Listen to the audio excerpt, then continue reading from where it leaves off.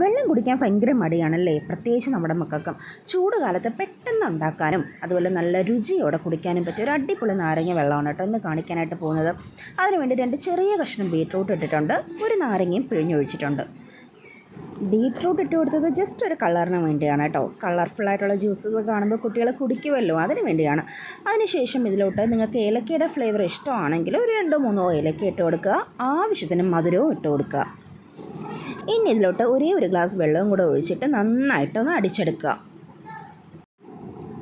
അടിച്ചു കഴിയുമ്പോഴത്തേനും നമുക്കിതാ ഈ ഒരു കളറിൽ നമ്മുടെ ഈ ജ്യൂസ് കിട്ടിയിട്ടുണ്ട്. ഇനി നമുക്കിതിനെ അരിച്ചൊഴിക്കാം.